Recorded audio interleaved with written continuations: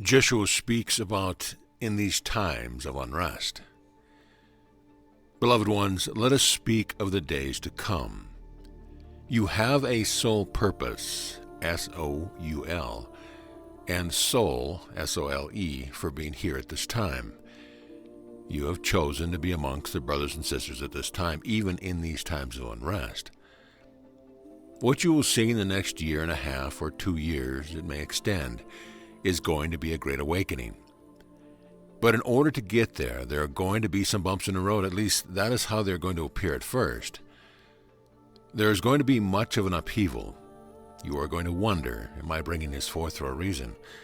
And the truth is, yes, you are bringing it forth because you have prayed for a change. You have prayed for the awakening. And in order to wake up, it is very much like in the morning of your days when the body wakes up and you do a bit of stretching, even while you are still in bed, and you allow the toes to wiggle. You sometimes turn over and say, okay, I'll take 5 more minutes. Then the body wants to move. You're going to be seeing that on a large scale with what you term society. You have already seen the beginning of it, the unrest, and the ones separating themselves into alignment with other ones and saying, well, this is where I feel comfortable, but I'm not sure about you, to the place where this is going to be disagreement. Sometimes it will start off being a little bit on the loud side, but that's okay. For truly the brothers and sisters are coming back to a place of being the young ones, like the children they have been, and they're going to act out drama. You're going to find yourself pulled into some of the drama because you have very definite feelings about how you want to see things coming together. And when you feel strongly about something, and you do, there are certain issues, as you call them, that you feel strongly about. Everything is going to be turned topsy-turvy, as you would do in the garden. As you are planting something new and you get in there and heave it up, and then to smooth it over later and plant your seeds and so forth. This is what you're going to be seeing with society in the next year and a half, or perhaps given up to 2 years. Count it all as good, because yes, this is what needs to be. A lot of the old pattern that has been accepted as, well, that's just the way things are. That old pattern is going to be changing. And the only way that you as a species know how to change is to upheave, to make upheaval and say, okay, this is happening, this is changing. And to look with the eyes of the physical body, but also to look with the eyes of the heart and see that truly all that which has been known as truth, lowercase t, is being questioned. And it is for good, because it needs to come to a place where ones are going to sit with all the question marks. You're going to want to be with patience through it. You will be riding a bit of a wave that is not smooth. It is going to be doing its ups and its downs, and you're going to feel sometimes down at a very low level with something and wondering, is this going to come crashing down on top of me? And the next thing you know, you are on top of the wave looking at what is happening and interpreting it. Interpreting it from what you know in the mind at first, and then you will take the deep breath, go to the heart and ask, what is truly happening with all of this? Why are the ones out in the street with such energy, with such voices shouting what they want to be happening? One's on this side, one's on that side. You're going to see a good bit of that. You already have seen the beginning surge, but I share with you that you are going to feel the energy even more. Because when the awakening wants to come and you have decreed that it is time for it, it will be birthed. And as with physical birthing, it is not always the easiest.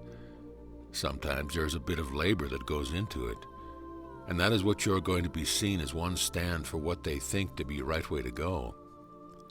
There's going to be a lot of questioning. There's going to be a lot of decision of, I know best. And then there is going to be a bit of questioning. Truly, what is happening? Ones will have to get to the certain human part of fear, because when ones get into the loud voices and the demands, it will bring up a memory of fear. And that is all that is, a memory. But it feels very real, and it feels very now as ones are dealing with it. They feel that this fear is now, so therefore I have to do something. But in truth, it is a memory of where they have been and what they have experienced in other times. And it is playing out like an old reel on the old-time movies, so they can look at it anew and see that truly I am still here. I did not do me in. I'm still here. I'm still experiencing. Therefore, they are going to come as a place of reckoning within themselves, a place of reckoning where they can take the deep breath and look anew and say, if that happened, and I was so caught up in it, and it was so seemingly disastrous, and here I am now, perhaps it was not as disastrous as I thought it was going to be. Maybe I am, and this is the truth of your being, eternal. You are one with all, and you are one with all time. So that which seems to be threatening is only threatening in the lowercase r reality. The drama that you provide for yourself in order to say, well, I must be alive because I really, really felt that, and oh my goodness, I was so scared. But it passes, and it passes with the deep breath. That is your secret. That is your knowing of how to come through in peace. You will take the deep breath and sit there, stand there and breathe until finally the storm passes. Some of the friends that you have are more akin to storms. Other ones are more like the quiet waters that run deep but powerful. So you will in each and every case take the deep breath and allow. If, for example, the one who often sits next to you gets into a certain place of energy, smile at her. She will wonder, well, what is he smiling at? This is serious. And then after a while she will say, well, maybe it is kind of funny. And then there will be the smile on her face as well, because she will have opportunity to come out of that place of, well, I know I am right. This works for everyone. And to move into a space that says, hey, you know, that's pretty good drama that just went on, huh? And with that comes a deep breath of peace and oftentimes a smile on the face. So you do not have to react in the first moment. I know that many times in a lifetime there have been feelings of the body which says, I have to protect, I have to react, I have to do something right away. But in truth, you have learned that, no, all you need to do is to be the presence of peace and to breathe, and the ones will quickly get through the storm of emotion that they are dealing with. Now, I'm not going to say that all of life in the next year and a half is going to be of storms, because it is not. But there are going to be times when something may come at you around the corner that you are not expecting, and you'll say, where did that come from? Why did that happen? Keep breathing. That is my secret, which is not a secret, truly. Keep breathing, keep smiling, and it will wonder what you are smiling at. And it will, after a while, get their curiosity as to, but this is very, very serious. Do you know what our leaders are talking about? Do you know what they want to do? And yes, this is your answer. You smile. And after a while, the storm passes. Some of the storms may be short, some may be longer, but it is your opportunity not to bite. Although the temptation from previous lifetimes is, I must defend myself, my beliefs, I must defend. No, let it pass. You are the teachers. You are the ones who have volunteered for duty in this time. I know what the small ego of you from time to time is going to say. Well, I didn't sign up for this. I didn't say that I wanted to listen to all this garbage that seems to be happening. Well, yes, you did. Out of great courage, out of heart, courage, you have volunteered to be here at this time. And you are going to be seeing the awakening or the birthing that, yes, has the labor in it, has the pain in it, has the anger that comes as a response to pain, but it is going to be passing. Allow yourself to know that the happenings, the choices that are going to be made are going to look opposite of what they truly are. There's going to be healing, but the appearances are going to be not immediately of healing. So for you, you have the knowing, the messages from other lifetimes down through the ages that this too shall pass. But some of the brothers and sisters are what you would see to be a bit younger in their evolution of awakening, their own awakening, so they may get into more fearful positions. And what have you volunteered to do is to be the angels, to be the presence of love, of peace, of quiet, that will allow them to see if they are upset about something. Maybe they can take a deep breath, at least for a moment, and with that moment will come a great lesson. In truth, everyone will interact with and has chosen to be here at this time of awakening. And some of the brothers and sisters have volunteered to play parts that seem to be quite destructive, seem to be quite opposed to peace and love. And yet what is going to come out of all of it is going to be an understanding of who and what they are. You and the angels who walk with you are here at this time of awakening, this time of birthing, this time of labor to bring forth the new birth. And it is not always going to be pretty, because sometimes with the birthing, even the human birthing, it may not look or feel or sound pretty, but out of it comes new life. And that is what you have said you would be a midwife for, or a mid-husband for, whatever you want to call it. But you have volunteered. You know that you have volunteered. There is a deep peace within you that says, yes, I did volunteer. I didn't know what I was volunteering for, but all is good. All is coming to the place where there is going to be a coming together of understanding. And as I've said, the in-between time may be a bit rough. A bit of the sandpapering that will be happening with the very coarse sandpaper, and then comes the finer sandpapering later. You, as the angels that you are, as the teachers that you are, you have said, I am strong enough to be presence of love, even if I see mess all around me. You are strong enough. That is why you are here. That is why you still here. Some of you have come to the crossroads where there was option to opt out. You thought about it and said, and you said, okay, I'll stay. There's been a questioning that you have done, but your mission, should you accept it, and you have, is not finished yet. What you will want to do in these days of unrest is to strengthen again your knowledge, your deep, deep knowing within you of that space of rest, that space of peace. You in this lifetime up to this point have had your challenges. You have had your times of questioning. You have had times when the angels have heard you screaming and say, no.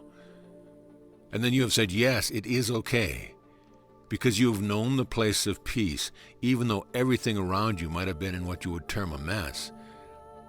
Even though perhaps the body has been screaming at you, you have known the deep peace of heaven because you have brought it with you. There is no place you can go outside of heaven. Remember that when you think you are at the place of the last breath, there is no place outside of you that you can go that is not heaven, because you are heaven, and you create what you interpret as heaven or hell. You have done that in many lifetimes, enough to know it well, to identify and say, this sure feels like hell. And for the moment when you were in a certain tumult of questioning, it has felt like hell. But in truth, you are heaven, and you have volunteered to be the presence of heaven on earth. So when ones come up to you and they are filled with fear, that they think they're filled with hatred and judgment, you are the presence of peace. You will know. You will have the strength to be the angel that you truly are. You will know and feel the presence of peace coming from within, and you may wonder, where does that come from? I felt a peace and everything around me was falling apart. They were screaming, there was noise, there were all kinds of things happening around me. But when I took the deep breath, I could feel a peace that passes the understanding of the world. The peace that is truly you. And you have volunteered to be the presence of peace. Now, we have been talking about the next year and a half and the changes that you are going to be seeing and experiencing and allowing to pass through the mind. Take all of that energy and allow it to abide in the heart where it will be transformed. Take the deep breath. That is the first important thing to remember. That is what the body asks of you, the breath. And with the calming presence of the breath, it allows the angelic part of you, the soul of you, whatever terminology you want to use, the true part of you, to have a chance to be felt.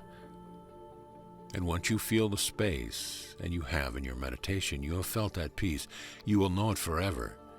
And you can return there to the place of peace anytime you choose. Now granted, when you look with the eyes of the body, you are going to be seeing a lot that does not look like peace. When you look with the judgment of a human, you are going to see a lot of decisions that do not look peaceful, loving, or understanding. Simply allow it all to pass. Take the deep breath. Whenever something comes right up in your face and feels like it's going to be perhaps overwhelming, take the physical step backwards, if you want to, and take the deep breath. And say, either out loud or definitely within, this too shall pass, because it will. Everything that you have to deal with on the human plane passes. That is the good news. When you are in the midst of it, sometimes it does not feel all that great, but it will pass. You have made that as part of your contract, and in the human life it passes, including the body, including the human experiences. They come, you enjoy them. They come, you judge them. They come and they pass. I think that sums it up. In the next year and a half, you are going to see leaders making choices for their people, and I say that, their people, with reservations, because the people are not theirs. However, they feel that they have responsibility and that they have power. You are going to see much of change of power happening in your world, some of it peaceful, some of it not so peaceful. But if you're going to see many changes, and as I have said, they may last a while or a short while, but you're going to see much of change. In time, you will see love. In this reality which believes in time, you are going to see love, but it may or may not take some longer time, however. Count it all as good.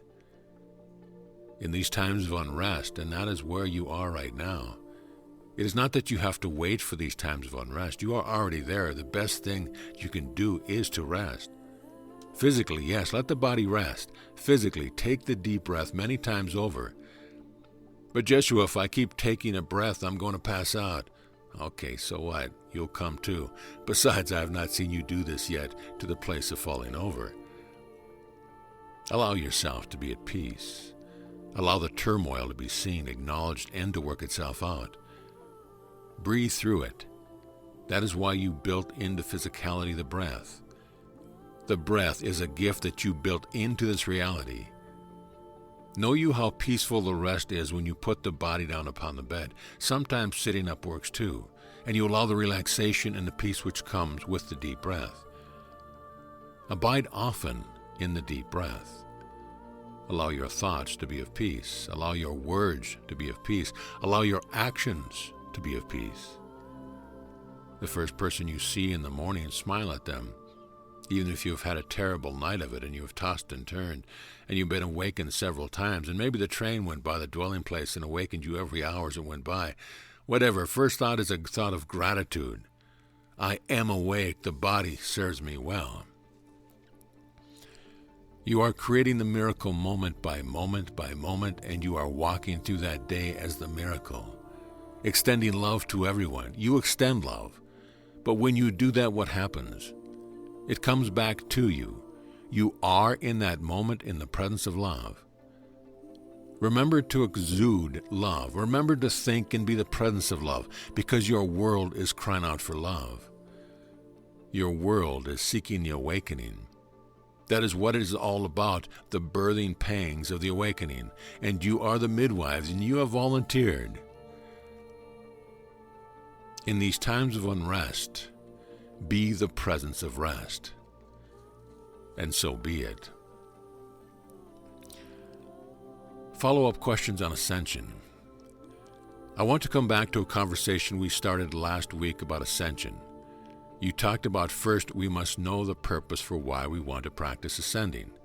And then you talked about the pathway. We had to know the pathway, and then there was the third P. I don't remember what that was. Can you tell us a little bit more about how we can be in this higher presence of energy while we are functioning here in life? Answer: yes. There is a part of you that is at all times and outside of time in that place of ascension. That is why when you were speaking a week ago, you were on the other beloved one of the ascension parties. It was to get in touch with the ascended part of you that is always present, always very vibrant and alive. Even if the body is laying there, and it is, and you would call it asleep, there is the ascended part of you. And you can connect with that ascended part of you at any time that you want to. So ones often will, as they have desire for it, connect with the ascended part and be able to quite honestly. At first it feels like you're making it up, but quite honestly be able to look from a higher viewpoint as to what you are doing in this lifetime, and to see yourself as it would be portrayed upon the stage perhaps, and to watch the interactions that have come with each one, and to know that sometimes you interact on a place of great love and understanding of each other to the place where you both ascend, even though the bodies, because of gravity, may be held upon the surface of the Holy Mother Earth. But there is the ascension in spirit where you join together. There are times when you want to play with. How does it feel to be ascended and to look at what is going on in the earth realm? There is something that I touched briefly on this evening about allowing yourself new perspective, to watch the interactions that will be going on, because some of the interactions, as seen from this level, are going to be quite barbaric and quite heads-on to each other. Not a good place in the feeling. But if you allow the ascended part of you to give you new perspective as to what is going on, there will be great laughter. It will seem very strange because what is happening on this I will call lower level, although in truth it is all one level. But what is going on this level is going to look quite barbaric and downright mean sometimes. But on another level, it is part of the weeding out process of getting finished with old energy. And this is going to be coming through with your so-called leaders. They are going to be acting out from a place of old energy, and then reacting to what is thrown at them seemingly, and to be able to understand the whole of what is going on. Now, that is going to take some time, but not a lot of time, because there is much that is being compressed into this next year and a half, or up to 2 years perhaps, while everything comes to a great clash and looks positively horrible on one level. But seen from an ascended level, it is like burning off the dross and getting to the real heart of the matter. So anytime you want to have the ascension party, you can do it. At first, there will be a certain step of meditation at getting your focus of attention off of what's happening right on this level, and allowing the spirit of you to take charge, to breathe the spirit of you. Later it will come just that fast, because you will think, how can I see this differently? And immediately you will see it from a higher perspective.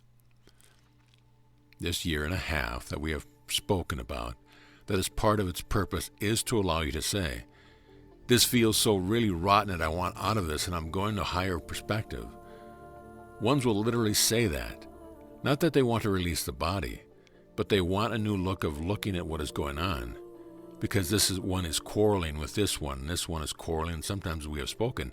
If they have the means to end it quickly, hopefully you're going to go around with that one, but there will be some who will take action. But that won't end of it, because they'll come back, and they'll have the physical life again, and see if they can make different choices. But it is part of the ascension process to be able to take the focus of attention off it. You can't really believe that. Look at how stupid that is, to a place where you say, well, okay, that's one way to look at it. I don't see it that way. And to the place that's a little higher and says, okay, the completion of that then allows for, etc. So what we addressed briefly with the ascension party is just allowing ones to get into that place of rising above it all. It is a good practice. And you will feel that with some of the friends, even with ones who are close to you, who don't perhaps see things quite the same. And there will be the clash at first, whether it is verbalized or not, but there will be the feeling of, how can you think that? But then as you ascend a little farther, it doesn't mean that you have to take the body with you. You can, but it is more fun to do it with perspective. It is fun. And so it is.